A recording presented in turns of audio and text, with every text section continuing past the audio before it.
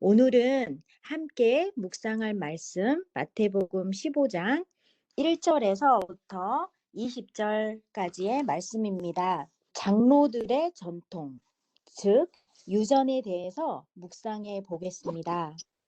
저희가 전에도 바리새인들, 그 다음에 서기관들의 모습들을 많이 살펴보았는데요. 오늘 진짜 많이 살펴볼 거예요. 그래서 같이 함께 은혜 받는 시간 되셨으면 좋겠습니다. 마태복음 15장 1절에서요. 20절까지 바리새인과 서기관들의 모습들이 쭉 나열이 되는데요. 그들의 모습들을 1, 2, 3 말씀 묵상법에서 우리가 찾고 연습하는 방법대로 한번 살펴보겠습니다. 1번의 죄된 인간 상태의 모습이 바리새인과 서기관들의 모습 속에서 보이는 것을 한번 찾아보았는데요. 이곳에 계신 우리 모든 분들은 바리새인과 서기관들의 모습들을 너무나 잘 아시잖아요. 그렇죠? 죄가 크면 클수록 영광, 축복, 승리의 삶이 은혜로운 것처럼 죄된 우리들의 모습을 바리새인과 서기관들의 모습 속에서 한번 찾아보시면 좋겠습니다. 바리새인과 서기관들은 예수를 모해, 즉 꾀를 써서 남을 해치려고 하며 또 그분을 함정에 빠뜨리려고 덫을 놓았던 예수가 전혀 없는 상태를 그들의 모습 속에서 볼 수 있었습니다. 그들은 예수님의 행동을 감시하고 그분에 대한 참속거리들과 비난을 뒤집어 씌우려고 했던 모습들이 보이면서요. 마태복음 15장 2절에서는 제자들에게 떡 먹을 때에 손을 씻지 아니하나이다 라며 그 당시 팔레스타인의 먼지가 많은 풍토와 손으로 음식을 집어먹는 모습은 위생적이지 못함을 나타내고 또 지적했던 모습들이 나왔습니다. 또 다른 이유로는 이방인들과의 모든 접촉들과 또 예를 들어서는요, 길이나 시장에서 이방인들과 조금이라도 스치거나 이방인의 물건에 무의식적으로 닿는 일들은 성전이나 회당에서 드리는 예배에 큰 장애가 된다고 생각되어졌고요. 또 이런 부분들이 장로들의 전통, 곧 그들의 유전에서 계속 지켜와졌던 것이었습니다. 만일 한 사람이 한 그릇의 물로 한쪽 손에 붓는다면 그의 손은 정결한데 한 그릇의 물을 두 손에 붓는다면 그 손이 아직도 더러우나 4분의 1 이상의 물을 더 붓는다면 그의 손은 정결케 된다라는 정말 터무니없이 저의 생각으로는 이해가 가지 않았고요. 또 그들이 만들고 지켜온 규칙과 전통, 유전들이 그들 삶에서는 정말 중요시 여겨지고 있었던 것이었습니다. 저도 저의 삶에서 제가 저의 틀을 만들어 놓고 그 틀에서 벗어나면 그 사람들을 정죄하고 판단하는 경우들이 정말 많이 있었는데요. 또 그리고 많은 사람들을 상처 줬던 일들이 참 많이 있었습니다. 이런 전통을 지키고 생명처럼 여겼던 그들의 유전은 율법을 인위적으로 해석하고 하나님의 계명으로 표현된 하나님의 말씀 그 자체의 내용보다는 형식을 먼저 앞세우고 율법의 의식을 더 중요시하는 것이었습니다.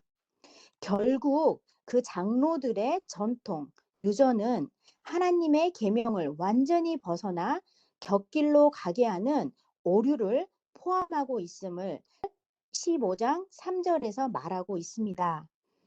어찌하여 너희의 전통으로 하나님의 계명을 범하느냐에서 볼 수 있었습니다. 또 4절에서는 내 부모를 공경하라. 십계명 다섯 번째 계명으로 실제로 지켜야 하고 따라야 하는 법규인 것입니다. 여기서 왜 예수님이 갑자기 부모 공경의 율법을 거론하셨을까요? 저도 그 이유를 처음엔 잘 몰랐었어요.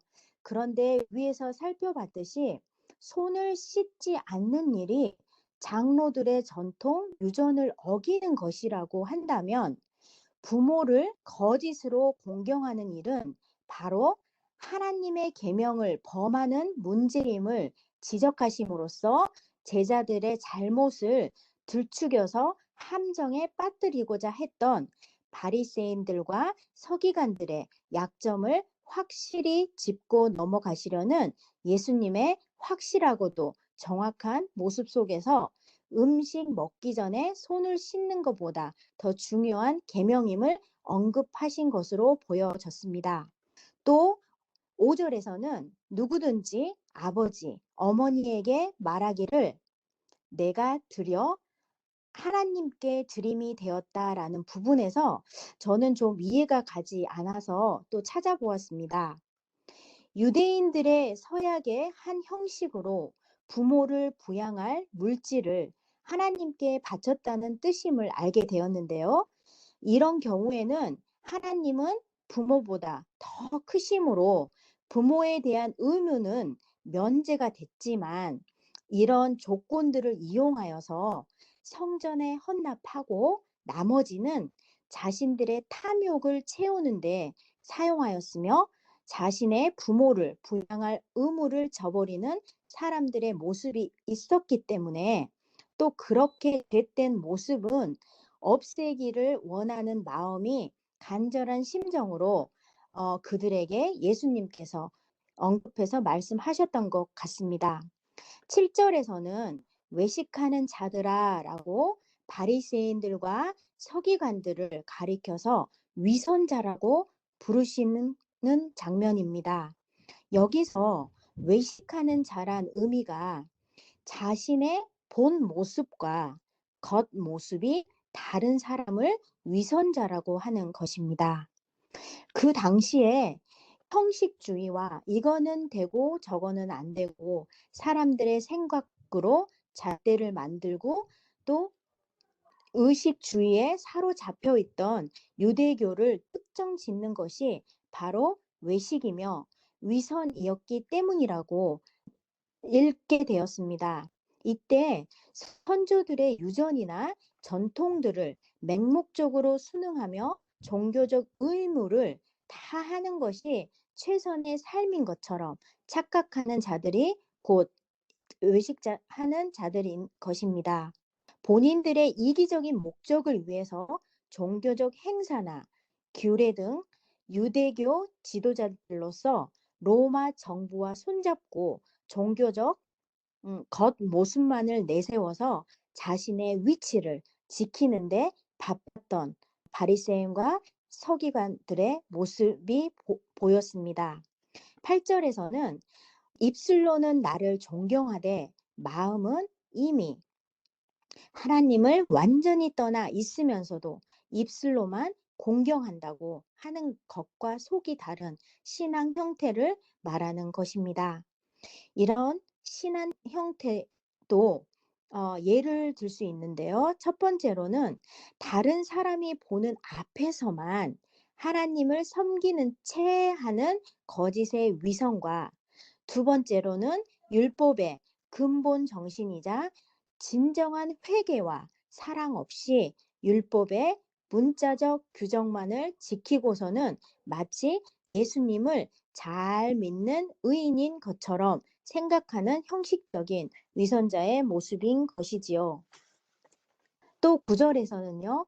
하나님의 계명이 아니라 사람의 계명으로 교훈을 삼아 하나님의 절대적 권위를 무시한 채 열매가 없고 아무런 목적이 없이 멋진 경배를 드린다 하더라도 그것은 모두 헛될 뿐이라는 것이었습니다. 10절에서는요. 여기서 예수님 부분에 해당되는 2번에 해당되는 부분이 여기서 저는 느껴졌는데요. 예수님에 해당되는 부분이라 여기서 예수님 하나님의 말씀을 듣고 깨달으라고 하신 것 같았습니다. 눈은 있어도 보지 못하고 숨쉬고 살아가지만 깨달음이 없는 그들에게 듣고 깨달으라고 하신 하나님의 말씀이 죄로 어두워진 우리들을 오직 생명의 말씀으로 새롭게 하심을 또 느끼게 되었습니다. 또 17절, 18절에서는 입으로 들어가는 모든 것은 배로 들어가서 소화 작용을 거친 후 결국 배설물이 되어서 버려지므로 사람의 마음을 더럽히지 않는다고 합니다. 11절과 18절에서는요. 입에서 나오는 것들은 마음에서 나오나니 사람의 생각과 감정과 의지의 근원인 마음에서 나오는 것으로 악한 생각들은 다 그것이 잘 보이지 않는다 하더라도 사람을 더럽게 하고 결국 멸망으로 이끄는 것이라고 합니다. 19절에서는요. 마음에서 나오는 악한 생각과 살인과 간음과 음란과 도둑질과 거짓 증언과 비방이니 이런 것들이 사람을 더럽게 하는 것이며 씻지 않는 손으로 먹는 것은 사람을 더럽게 하지 못하느니라고 예수님은 말씀하십니다. 오늘 함께 나눈 바리새인과 서기관들의 위선적인 모습들을 보면서요. 제 자신을 채찍하게 됩니다. 예수님을 믿는다고 하면서도 제 마음속에는 제가 좋아하는 사람들만 옹호하는 모습들이 보였고요. 또 나름 만족해하는 페보리즘들이 남아 있어서 사람들을 나의 생각과 나의 틀에서 사람들을 판단하는 그런 일들이 많이 이렇게 보였습니다. 집에서 생활하면서도요. 두 아이의 엄마인 저의 생각대로 또 저의 방식대로 예를 들면 책꽂이에 책이 꽂아 있지 않으면 아이들에게 고함을 치면서 화를 내거나 되게 언짢아 하면 남편은 말합니다. 안 죽으면 되지. 그게 그렇게 생명에 지장이 있는 거야? 치명적인 손해를 우리에게 끼치는 거야? 저에게 되묻습니다. 생각해 보면 별것도 아닌 것에 나름대로의 틀을 만들어서 남에게 피해와 손해 또는 아픔과 불편함을 주지 않았는지 회개하며 반성합니다. 매일 우리에게 후히 주시고 꾸짖지 아니하시는 우리 주님으로부터 우리는 더 많이 배우고 더 많이 우리 주님을 닮아가는 저와 이곳에 계신 우리 모두의 삶이 되기를 간절히 바라며 묵상한 말씀을 마치겠습니다. 감사합니다.